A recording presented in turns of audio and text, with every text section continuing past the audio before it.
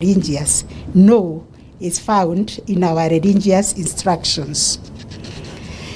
The guiding right of the constitutional value system is the intention of establishing a society that is socially just, a society that looks at itself and looks at everybody and ensures everybody is able to realize their full potential.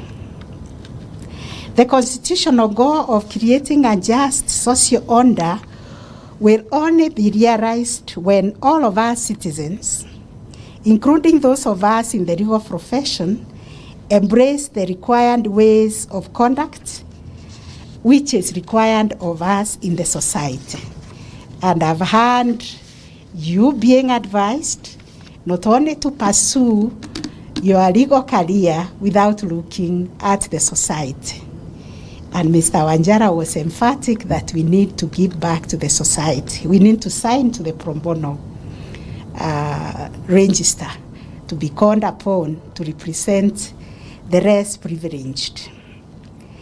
The required standard of conduct for an advocate in such a just society order includes living also by higher values of professional, personal, and social ethics. In terms of professional ethics for the lawyer in the post-2010 dispensation, includes embracing higher standards of lawyering. And I've mentioned, it doesn't matter how small a brief you have, please look at it critically. Prepare your pleadings properly, draw them properly, look at the law, research, and look at precedents, what has happened before the one that you're drawing. It means as lawyers, you have to be part of the process of developing constitutionally decreed indigenous social justice jurisprudence by availing to judges and judicial officers arguments and relevant legal materials on the latest learning in the law. And you also have to be part of the solution of the problem of the case backlog and delayed delivery of justice by ensuring that you abandon the age-old practices of unnecessary adjournment and delay of the hearing of the cases. Please don't get into the practice of delaying the conclusion of cases. We want to eliminate the terms like stood over generally. We want to embrace active case management where the court takes charge of the case and concludes. So for this group of 97, we expect vibrancy from you. When you come to court, you will be coming to assist us finalize the cases that are pending in court. For that, you should say amen, because you are the ones to set standards.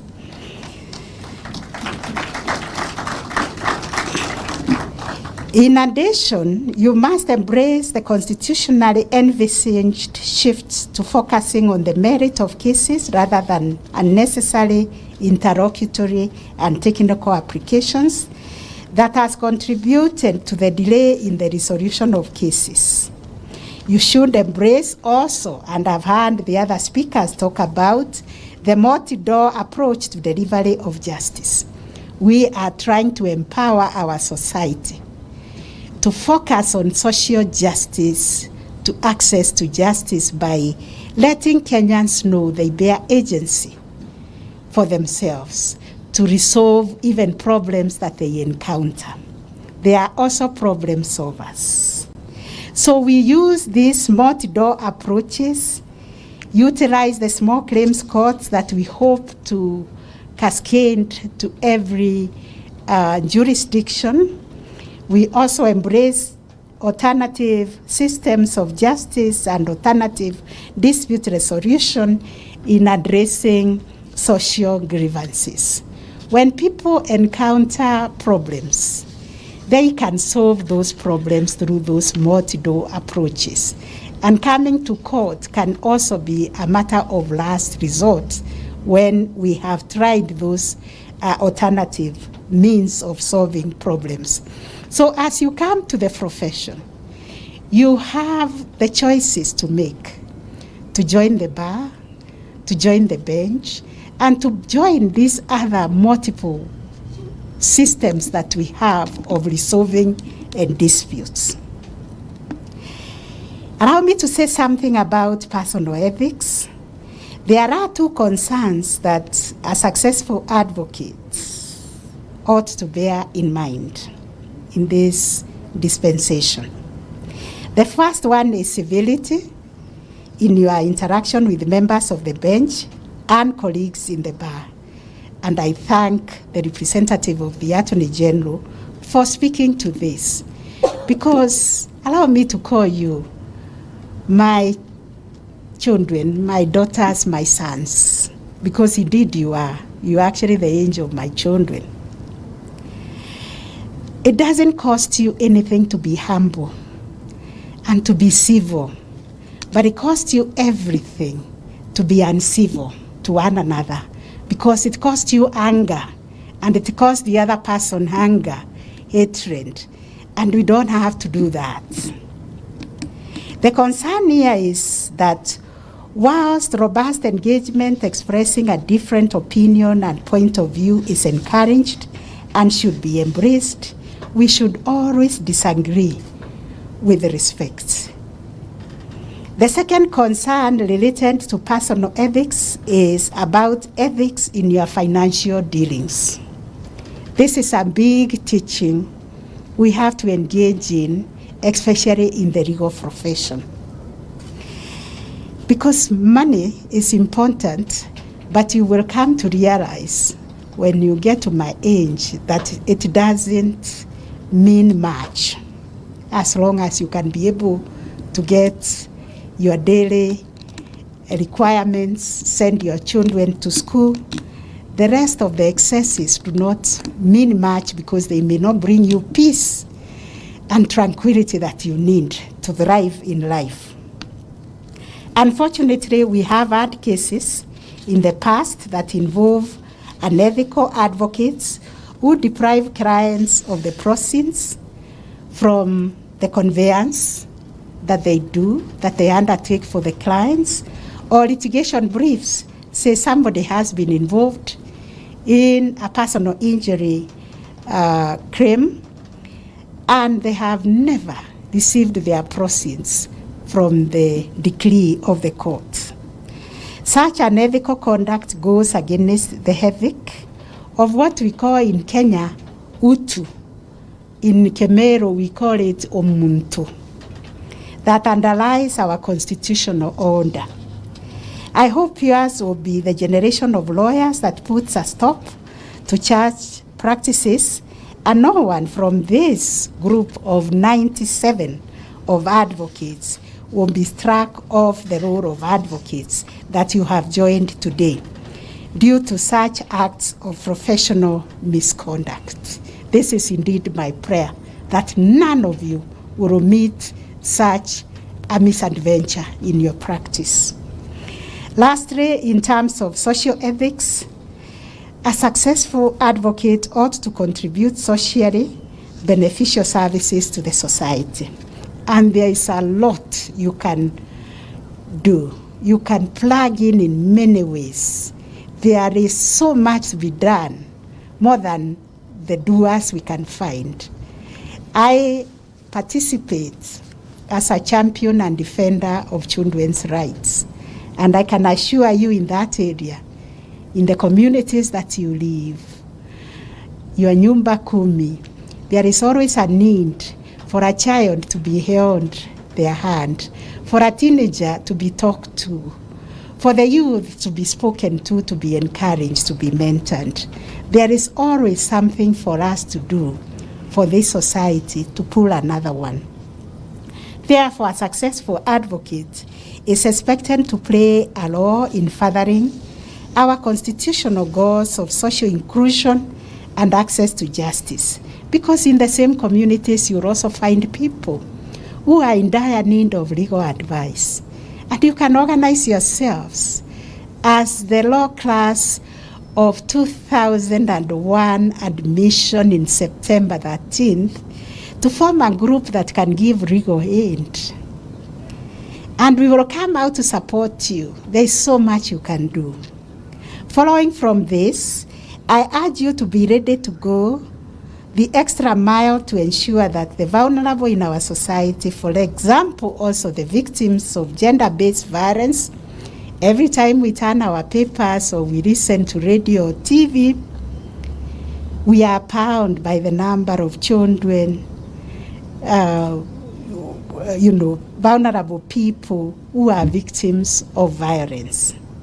We are bound by the disproportionate number of our people who are suffering from many, many vulnerabilities, some requiring legal aid, even persons with disabilities, persons from the minority, marginalized communities are all in need of accessing justice.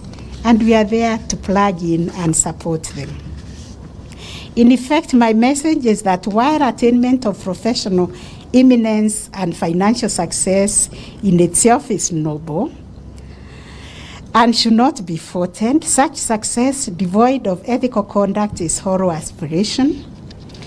In the post-2010 dispensation, more is expected of advocates, and a narrow or minimalist approach to success that is focused solely on higher financial prospects misses the mark. We will pursue success and financial success, but we will also be mindful of our society to give back. Therefore, my plea to you is that you should conduct yourselves in a manner that upholds professional, personal, and social ethics. I wish you all the best, and I pray that God will shine His light upon you every day to right that right in the profession. All the best, and God bless you.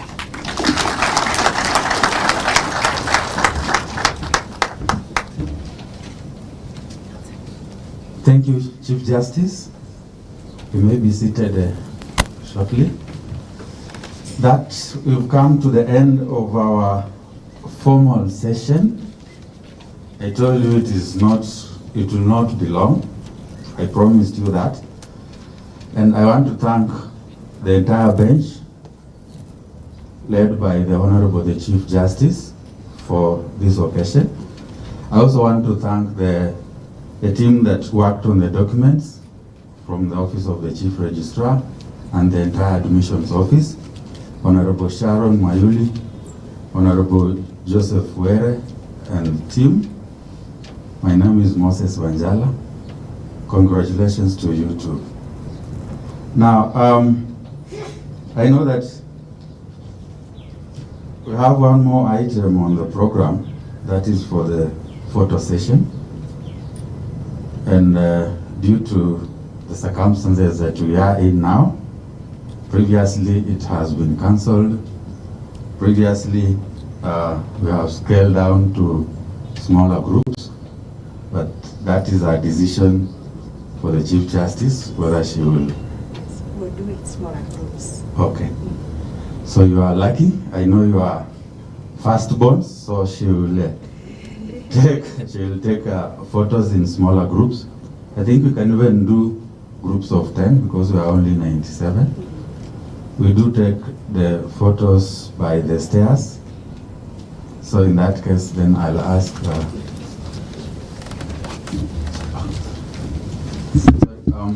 I'm told we take the national anthem first before we proceed. As we come to the end, we started with our prayer.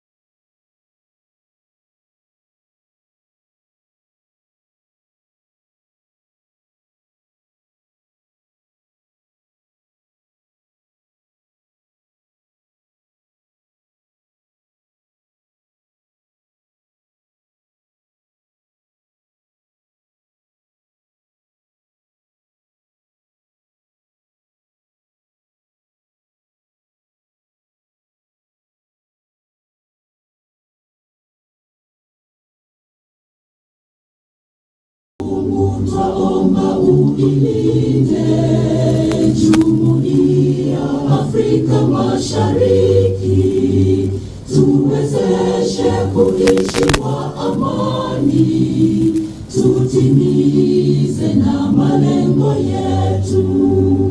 Jumuiya yetu sote tulilinde, tuajibike, tuimarike, umoja wetu ni nguzo yetu, idumu jumuiya yetu. Thank you. That is our prayer once more. So we can have our guests take the stairs for the photo session.